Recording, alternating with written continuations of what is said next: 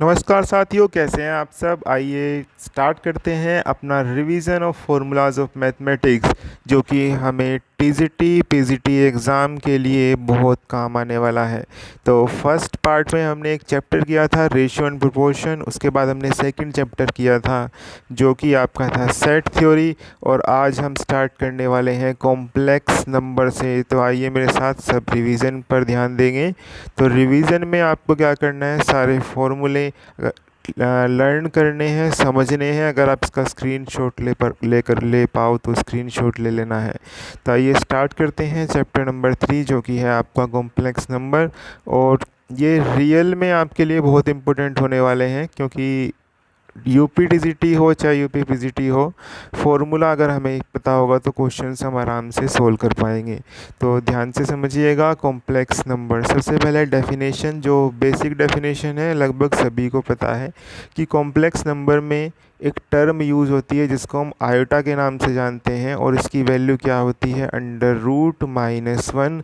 और complex number किस form में होता है, x प्लस आयोटा y की फॉर्म में होता है। ठीक है, ये बेसिक जानकारी लगभग सभी को क्लियर होती है, जिसमें आयोटा के साथ जो पोर्शन, जो टर्म जुड़ी है उसको हम इमेजिनरी पार्ट बोलते हैं, और जो आयोटा से फ्री है उसको हम किस नाम से जानते हैं, उसको हम रियल पार्ट्स के नाम से जानते हैं। जैसे real part of z is x and imaginary part of z is y। ये z क्या है, z से हमने उस कॉम्प्लेक्स नंबर को डिनोट किया है x प्लस आयोटा y। तो आइए आगे बढ़ते हैं। आई होप ये समझ आया होगा आपको कि कॉम्प्लेक्स नंबर क्या होते हैं। तो नेक्स्ट देखिए, अब आपके पास कॉम्प्लेक्स नंबर की इंटेग्रल पावर की बात करी गई है यहाँ पर, कि इंटेग्रल पावर्स ऑफ आयोटा क्या होती है। अब मान लीजिए हमने क्या किया, आयोटा की पावर 1 की, तो रिज़ल्ट में आपको क्या मिलेगा, आयोटा ही मिलेगा। आयोटा की पावर आप 2 करते हैं तो आपको रिज़ल्ट में -1 मिलता है। ये आपको याद रखना है। ये वैल्यू कहाँ से आई, क्योंकि जब कुछ क्वेश्चंस में अंडर रूट के अंदर -1 आया, तभी तो मैथमेटिशियंस ने इसको नाम दिया आयोटा। यानी कि आयोटा किसके इक्वल होता है, √-1। क्योंकि ये रूट से बाहर नहीं आ रहा था तो उसको नाम दे दिया कि ये तो कोई क्या है, इमेजिनरी नंबर है। तो इधर से रूट हटाओ, इधर स्क्वायर लगा दो, यानी कि आयोटा स्क्वायर कितना आ जाएगा आपके पास, -1 आ जाएगा। आई होप इतना समझ आया होगा आपको। उसके बाद आयोटा की पावर हम क्या कर रहे हैं, अगर और इंक्रीज़ करें, जैसे आयोटा रेज टू पावर 3 कर दें, तो इसका मतलब iota into iota into iota. तो क्या आ जाएगा आपके पास, आयोटा का स्क्वायर, जो कि -1 रिजल्ट देगा, और यहाँ पर आ जाएगा सिंगल आयोटा, यानी कि माइनस आयोटा। तो इस हिसाब से आप कितनी भी आयोटा की पावर कर सकते हैं, तो वो डिपेंड करेगा कि आप कितनी पावर कर रहे हैं और उसकी वैल्यू क्या आ रही है। जनरल टर्म की बात करें, इन जनरल हम बात करें, तो आयोटा की पावर अगर 4 के मल्टीपल में आती है तो वो हमेशा वैल्यू 1 देता है। 4 का मल्टीपल में अगर 1 ऐड कर दें आयोटा की पावर में, तो वो वैल्यू हमेशा आयोटा देता है। अगर 2 ऐड कर दें तो वैल्यू हमेशा -1 देता है, और अगर 3 ऐड कर दें तो वैल्यू हमेशा माइनस आयोटा देता है। ये याद रखना कि हम ये वैसे तो लगभग सभी को लर्न हो गया होगा क्या, कि अगर आयोटा की पावर में 4 का मल्टीपल आता है तो रिज़ल्ट हमेशा क्या रहता है, 1 रहता है। ठीक है ना। उसके बाद देखिए, अब क्या है आपके पास, algebraic operations with complex number. Complex number में कुछ अलजेब्रिक ऑपरेशन भी चलते हैं। अलजेब्रिक ऑपरेशन क्या होते हैं आपके, प्लस करना, माइनस करना, मल्टीप्लाई करना, डिवाइड करना, कॉन्जुगेट निकालना। ठीक है ना, कॉन्जुगेट से ऊपर नीचे मल्टीप्लाई करना न्यूमरेटर डिनोमिनेटर में, ताकि रैशनलाइज हो जाए। तो अब देखो यहाँ पर है आपके पास एडिशन कैसे करते हैं, बिल्कुल सिंपल है एडिशन। रियल पार्ट का एडिशन रियल में होगा और इमेजिनरी पार्ट का एडिशन इमेजिनरी में होगा। जैसे ए को हमने सी में ऐड किया, बी को हमने डी में ऐड किया। इतनी बात समझ आई होगी सभी को। इसी तरीके से सब्ट्रैक्शन वर्क करता है कि ए में से सी सब्ट्रैक्ट होगा, आयोटा बी में से आयोटा डी, आयोटा हमने कॉमन ले लिया। ठीक है। उसके बाद मल्टीप्लिकेशन की बात करें तो मल्टीप्लिकेशन का हमारा जनरल रूल वही चलने वाला है कि ए का मल्टीप्लाई सी के साथ, फिर ए का मल्टीप्लाई डी के साथ, फिर ए का मल्टीप्लाई बी आयोटा का मल्टीप्लाई सी के साथ, और फिर बी आयोटा का मल्टीप्लाई आयोटा डी के साथ। ये सिंपल रूल है आपका मल्टीप्लिकेशन का। अगर बात आए रेसिप्रोकल फाइंड आउट करने की, तो रेसिप्रोकल कैसे निकालते हैं? जैसे हमारे पास ये नंबर है 1/a plus iota beta b का रेसिप्रोकल निकालना है। तो रेसिप्रोकल निकालने के लिए हमें क्या करना होगा? इसके कॉन्जुगेट से न्यूमरेटर और डिनोमिनेटर में क्या करनी पड़ेगी? मल्टीप्लाई करनी पड़ेगी, ठीक है ना। करा दो मल्टीप्लिकेशन, क्या आ जाएगा? a माइनस आयोटा बी नीचे और a माइनस आयोटा बी से ऊपर मल्टीप्लाई। जैसे इसको सोल्व करोगे तो आपके पास ये इस तरीके से देखने को मिलेगा।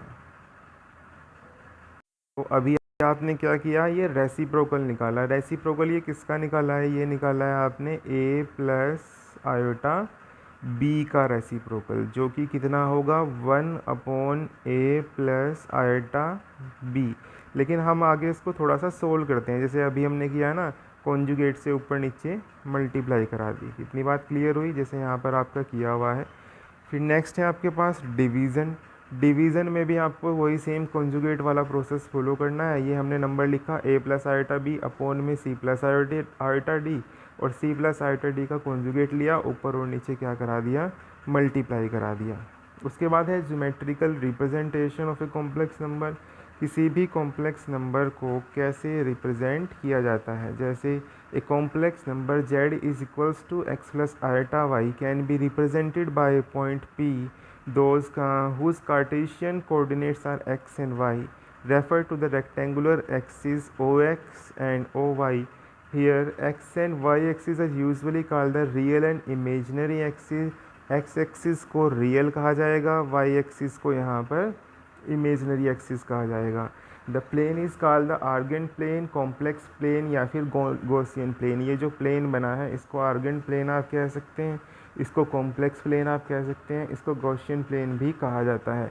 और ये रहा आपका complex number x plus iota y ने, यानी कि इमेजनरी और रियल एक्सिस पे हम किसी भी कॉम्प्लेक्स नंबर को क्या कर सकते हैं? रिप्रेजेंट कर सकते हैं, ठीक है ना। उसके बाद अब ये जो लेंथ ओ पी है ये कैसे फाइंड आउट होती है? ये आपकी निकलती है under root x square plus y square.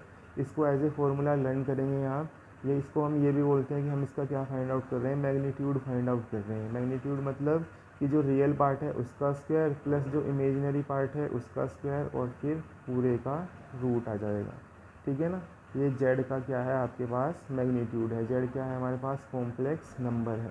उसके बाद देखिए नेक्स्ट टर्म है हमारे पास एक्चुअल में, जैसे मैग्नीट्यूड क्या होता है? लेंथ ही तो होती है। तो जो जेड के दोनों साइड में आपने ये लाइनें लगाई तो ये क्या बन जाएगा? Mode of Z. Mode of Z का मतलब यहाँ पर हमें क्या निकालना है? मैग्नीट्यूड। एब्सोल्यूट वैल्यू नहीं निकालनी, क्या निकालना है? मैग्नीट्यूड निकालना है, लेंथ निकालनी है। तो वो कैसे निकलेगी? Under root x square plus y square. X क्या है? रियल, और वाई क्या है? आपका यहाँ पर इमेजनरी पार्ट है, ठीक है। उसके बाद देखो नेक्स्ट है कॉन्जुगेट कैसे निकालते हैं। अभी हम कॉन्जुगेट की बात कर रहे थे ना, तो कॉन्जुगेट निकलता कैसे है? जैसे हमारे पास एक कॉम्प्लेक्स नंबर है x प्लस आयोटा वाई, तो इसी का कॉन्जुगेट कैसे निकलेगा?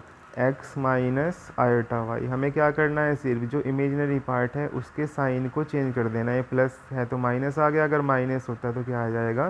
प्लस आ जाएगा। कॉन्जुगेट को हमेशा बार से रिप्रेजेंट किया जाता है, जैसे जेड का कॉन्जुगेट क्या होगा? जेड बार होगा। अब देखो यहाँ पर कॉन्जुगेट की कॉम्प्लेक्स नंबर के कॉन्जुगेट की कुछ प्रॉपर्टीज़ यहाँ पर आपको दी गई हैं। प्रॉपर्टी नंबर 1 है हमारे पास कि अगर किसी कॉम्प्लेक्स नंबर का कॉन्जुगेट हम निकालते हैं और उसका भी कॉन्जुगेट हम निकालते हैं तो वो हमेशा उसी कॉम्प्लेक्स नंबर के इक्वल आ जाता है, जैसे यहाँ पर दिया हुआ है। नेक्स्ट देखिए कि किसी कॉम्प्लेक्स नंबर में उसी का कॉन्जुगेट अगर हम जोड़ दें तो वो twice of real part of Z के इक्वल आता है। तो आइए देखिए नेक्स्ट बात करते हैं हम हमारे पास कि अगर जेड में उसी का कॉम्प्लेक्स कॉन्जुगेट जोड़ दिया जाए तो twice of real part of Z आ जाता है, और अगर माइनस कर दिया जाए तो twice of iota imaginary part of Z आ जाता है। जैसे अगर हम x प्लस आयोटा वाई में प्लस कर दें x माइनस आयोटा वाई, तो आयोटा वाई से आयोटा वाई कैंसिल हो जाएगा, क्या बचेगा? ट्वाइस ऑफ x, और x क्या है? हमारा रियल पार्ट है। आई होप समझ आया होगा। नेक्स्ट देखिए अब आपके पास है z is equals to z bar if and only if z is purely real number, कोई भी कॉम्प्लेक्स नंबर अपने कॉन्जुगेट के इक्वल कब होगा, जब वो एक प्योर रियल नंबर होगा, अदरवाइज़ नहीं हो सकता। ठीक है ना। और ऐसे ही यहाँ पर देखिए, जेड अगर कोई कॉम्प्लेक्स नंबर है अपने ही कॉन्जुगेट में प्लस होने पर वैल्यू जीरो देगा, कब, अगर वो प्योरली इमेजिनरी नंबर है। उसके बाद जेड और जेड बार का प्रोडक्ट कैसे निकलता है, रियल पार्ट का स्क्वायर प्लस इमेजिनरी पार्ट का स्क्वायर करने पर जेड का प्रोडक्ट जेड बार के साथ निकल जाता है। ठीक है ना, ये इसका फॉर्मूला एज ए फॉर्मूला आपको लर्न करना है विथ। ठीक है ना। उसके बाद देखो नेक्स्ट आ जाएगा आपके पास कुछ और प्रॉपर्टीज़ हैं कि अगर Z1 Z2 हमारे पास दो कॉम्प्लेक्स नंबर हैं तो Z1 प्लस Z2 का बार, दोनों का बार अलग अलग और बीच में प्लस आ जाएगा। अगर माइनस वाला है तो माइनस वाला भी आपका सेम रहने वाला है। मल्टीप्लिकेशन में भी बार आपका अलग अलग हो जाएगा, ऐसे ही डिवीज़न में आपका बार क्या हो जाएगा, अलग अलग हो जाएगा। उसके बाद देखिए नेक्स्ट जो इम्पोर्टेंट है वही करेंगे फ़िलहाल हम। तो अब है आपके पास modulus of a complex number. ये अभी हमने पहले भी सीख लिया है कि मान लीजिए कॉम्प्लेक्स नंबर है a प्लस आयोटा बी और इसको हम z से रिप्रेजेंट कर रहे हैं। तो अगर हमें z का मोड निकालने के लिए कहा जाए तो हम क्या करेंगे, अंडर रूट रियल वाले का स्क्वायर और जो आयोटा के साथ लगा है उसका स्क्वायर, ये आपका क्या निकल जाएगा, मोड निकल जाएगा। उसके बाद नेक्स्ट है मॉडुलस की कुछ प्रॉपर्टीज़ कि अगर मॉडुलस जीरो है इसका इफ़ एंड ओनली इफ़ कि आपका कॉम्प्लेक्स नंबर क्या है, जीरो के इक्वल है। उसके बाद है कि मॉडुलस ऑफ जेड हमेशा इक्वल होता है जेड बार के मॉडुलस के, दोनों सेम ही होते हैं, कुछ भी डिफरेंस इसमें देखने को नहीं मिलता है। उसके बाद ऐसे ही अगर माइनस वाले नंबर का मोड ले रहे हैं तो माइनस ऑफ उसका आपका कॉम्प्लेक्स कॉन्जुगेट का मोड निकालें तो वो भी क्या रहते हैं आपके पास, इक्वल ही रहते हैं। थर्ड पोर्शन में क्या बोला है वो देखिए ध्यान से।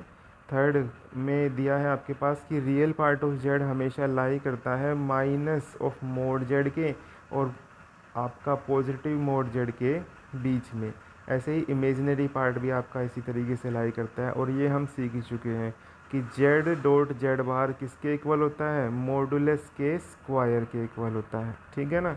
नेक्स्ट आ जाइए, अगर Z1 और Z2 दो कॉम्प्लेक्स नंबर हो हमारे पास तब Z1 Z2 का मोड Z1 का मोड इनटू में Z2 का मोड, यानी कि अगर कॉम्बिनेशन मल्टीप्लिकेशन कराने के बाद मोड लिया है और इधर हमने अलग अलग का मोड लेकर प्रोडक्ट निकाला है तो वो हमेशा क्या रहते हैं, इक्वल रहते हैं। ये कुछ फॉर्मूले दिए हैं, इनको आप ध्यान से एक बार रीड आउट कर लीजिएगा। और उसके बाद हम नेक्स्ट यहाँ पर देखिए जो इम्पोर्टेंट है ये है आपका, ठीक है ना, एक ट्राइंगल इनइक्वालिटी और ये नीचे जो दे रखी है ये ट्राइंगल इनइक्वालिटी के केस में क्या होता है कि अगर Z1 प्लस Z2 का आपने मॉडुलस लिया तो वो हमेशा लेस देन और इक्वल टू आता है उनके अलग अलग मोड के सम की। ठीक है ना, ट्राइंगल इनइक्वालिटी इंपॉर्टेंट है, इसको लर्न कर लेना।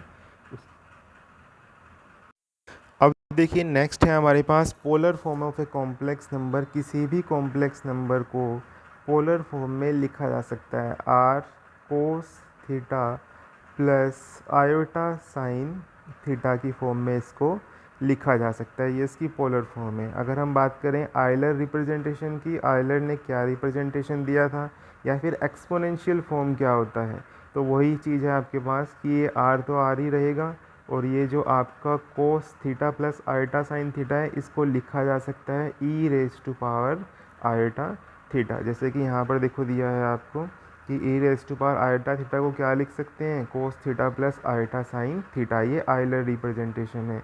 अब हम बात करेंगे कि आर्गूमेंट्स कैसे निकालते हैं किसी भी कॉम्प्लेक्स नंबर का। किसी भी कॉम्प्लेक्स नंबर का आर्गूमेंट निकालने के लिए हमें उस कॉम्प्लेक्स नंबर को देखना होता है ध्यान से, और उसमें हम देखेंगे कि x क्या x ग्रेटर देन ज़ीरो है। अगर x ग्रेटर देन ज़ीरो है तो हमारे पास सिंपल फार्मूला बन जाता है tan inverse y upon x। जैसे कंडीशन ये है कि हमने लिया 3 प्लस 2 आयोटा, तो इसका हमें क्या निकालना है, आर्गूमेंट निकालना है। तो क्या आ जाएगा, tan इनवर्स 2 अपॉन 3। बिल्कुल सिंपल है, क्यों, क्योंकि 3 हमारा क्या है, ग्रेटर देन ज़ीरो है। उसके बाद अगर x की वैल्यू लेस देन ज़ीरो हो और y की वैल्यू ग्रेटर देन और इक्वल्स टू ज़ीरो हो तो जो आर्गुमेंट निकालते हैं उसमें हमें पाई जोड़ना पड़ता है। और इसी तरीके से अगर x लेस देन 0 हो और y भी लेस देन 0 हो तो उस आर्गुमेंट में से जो आपने निकाला है उसमें से पाई को माइनस करना पड़ता है। ठीक है, बहुत इंपॉर्टेंट है, ये आर्गुमेंट वाले क्वेश्चन हमेशा आते हैं एग्जामिनेशन में। तो कैसे, जैसे मान लीजिए हमारे पास क्या है, माइनस एक्स माइनस ये -1 माइनस आयोटा, ये हमारे पास एक कॉम्प्लेक्स नंबर है और इसका हमें क्या निकालना है, आर्गुमेंट निकालना है। तो हमने देखा कि x की वैल्यू भी लेस देन 0 है, y की वैल्यू भी लेस देन 0 है। इसका मतलब जो इसका आर्गुमेंट निकलेगा उसमें से हमें क्या करना पड़ेगा, पाई को माइनस करना पड़ेगा। ठीक है ना। अब देखिए उसके बाद है हमारे पास प्रॉपर्टीज़ ऑफ आर्गुमेंट। आर्गुमेंट की वही प्रॉपर्टीज़ हैं जो हमें लोग में देखने को मिलती है। जैसे आर्गुमेंट ऑफ Z1 Z2, जैसे लॉग में प्रॉपर्टी थी ना कि अगर मल्टीप्लिकेशन में है तो प्लस आ जाएगा, argument of Z1 plus argument of Z2। जैसे अगर हम लिखें ना कि log Z1 Z2 है तो क्या बनेगा, log Z1 plus log Z2, यानी कि ये आर्गुमेंट जो है वो log की प्रॉपर्टी को फॉलो करता है। देखो यहाँ पर सेम, ठीक है ना, मल्टीप्लिकेशन में भी और डिवीज़न में भी। डिवीज़न में क्या आ जाएगा, माइनस आ जाएगा। उसके बाद देखो नेक्स्ट, देखो जैसे log के अंदर अगर पावर दी हो तो पावर कहाँ आ जाती है, पहले। इसी तरीके से आर्गुमेंट में भी पावर कहाँ आ जाएगी, पहले आ जाएगी। वेक्टर रिप्रेजेंटेशन तो नहीं करना आपको, रोटेशन थ्योरम भी अभी क्या करना है, स्किप करना है। अब देखिए नेक्स्ट, देखिए हमें पढ़ना है डिस्टेंस फार्मूला, जो हम पहले से ही पढ़ते आ रहे हैं कि इन दोनों के बीच का डिस्टेंस फाइंड आउट करना है। तो Z2 माइनस क्या कर देंगे, Z1, और उसका क्या निकाल देंगे फिर हम मोड। इंटरनल डिवीजन जो कि हम सेक्शन फार्मूला क्लास 10th में भी पढ़ते हैं, सेम सेक्शन फार्मूला यहाँ यूज़ होता है, MZ2 प्लस NZ1 अपॉन में M1 प्लस M2। और एक्सटर्नल डिवीज़न के लिए बीच में क्या आ जाता है, माइनस आ जाता है। सेम एग्जैक्टली वही है जो 10th में डिस्टेंस फार्मूला हम सेक्शन फार्मूला पढ़ते थे। उसके बाद देखिए conditions for 4 point two represent vertices of A parallel graph, ये इंपॉर्टेंट है। मान लीजिए आपके पास 4 पॉइंट है, Z1 Z2 Z3 Z4, ये एक पैरेलल ग्राफ रिप्रेजेंट करेंगे। कब, अगर Z1 plus Z3 Z2 plus Z4 के इक्वल आ जाए। ठीक है ना, ये कंडीशन इसकी क्या होनी चाहिए, सेटिस्फाई होनी चाहिए। उसके बाद ये रोम्बस को रिप्रेजेंट करेंगे। रोम्बस को रिप्रेजेंट करने की कंडीशन भी आपकी क्या है, सेम है जो पैरेललोग्राम वाली है। ठीक है ना, क्योंकि रोम्बस एक्चुअल में क्या होता है, आपका पैरेललोग्राम ही होता है। उसके बाद देखो नेक्स्ट है हमारे पास रेक्टेंगल। रेक्टेंगल की कंडीशन है हमारे पास कि Z1 plus Z3 equals to Z2 plus Z4 होना चाहिए, और उनके डायगोनल्स आपस में क्या होने चाहिए, इक्वल होने चाहिए। ऐसे ही आपकी क्या है, स्क्वायर की कंडीशन यहाँ दी गई है। तो देखिए नेक्स्ट कंडीशन जो आती है आपके पास वो है centroid in centre circum centre of a triangle. ठीक है ना, तो सेंट्रॉइड की कंडीशन के लिए कि अगर हमारे पास कोई ट्राइंगल ABC है जिसके वर्टेक्स Z1 Z2 Z3 हैं, तो सेंट्रॉइड इस तरीके से आपका निकल जाएगा। Z इज इक्वल्स टू 1/3, हमें क्या करना है, Z1 में Z2 और फिर Z3 को ऐड कर देना है सिंपली। ठीक है ना। उसके बाद नेक्स्ट है आपके पास इन सेंटर की कंडीशन। देखिए इन सेंटर की कंडीशन में क्या आएगा आपके पास कि एक ट्रायंगल गिवन होगा आपके पास, जिस तरीके से ये साइड में एक फिगर भी दिखाया हुआ है कि ये आपका क्या है, एक triangle ABC Z1 Z2 Z3 vertices के साथ। और ये A Z1 के सामने वाली साइड है, B Z2 के सामने वाली साइड है, और C Z3 के सामने वाली साइड है। तो हमारा इन सेंटर कैसे फाइंड आउट होगा, ये इस तरीके से AZ1 plus BZ2 plus CZ3 upon में A1 plus B1 plus A plus B plus C। उसके बाद आ जाइए सरकम सेंटर पर। सरकम सेंटर का फॉर्मूला कुछ इस तरीके से गिवन है, इसको लर्न कर लीजिएगा। नेक्स्ट है हमारे पास, और सरकम सेंटर का ये वाला फॉर्मूला इंपॉर्टेंट है, इसको देखिएगा एक बार। नेक्स्ट है आपके पास ऑर्थो सेंटर। ऑर्थो सेंटर के लिए हमें ये और ये फॉर्मूले लर्न करने हैं। आइलर लाइन के लिए हमें क्या याद रखना है कि जो G है जिसको हम सेंट्रॉइड कहते हैं, सेंट्रॉइड ऑर्थो सेंटर और सरकम सेंटर को 2:1 में डिवाइड करता है, ये लर्न करना है। कैसे याद करोगे, HGS 2:1।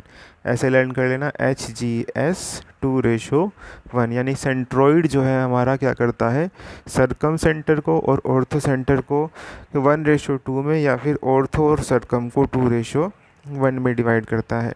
एरिया ऑफ ट्राइंगल निकालने का फॉर्मूला है condition of triangle to be equilateral. अगर किसी ट्राइंगल को इक्वलेटरल प्रूव करना है तो हम ये कंडीशन का क्या करेंगे, यूज़ करेंगे। कैसे, 1Z2Z3, ऐसे ही 1Z3Z1 और ऐसे ही 1Z1Z2 अगर इक्वल आ जाए 0 के तो वो ट्राइंगल हमारा इक्वलेटरल बन जाता है। उसी के बाद इक्वेशन ऑफ स्ट्रेट लाइन की इक्वेशन कैसे निकालते हैं ये तो नहीं है हमारे सिलेबस में। उसके बाद देखिए नेक्स्ट है हमारे पास जो आपको कॉम्प्लेक्स नंबर में पढ़ना है, वो है हमारे पास एक डी मोवियर थ्योरम आती है, वो हमें करनी है इसके अंदर।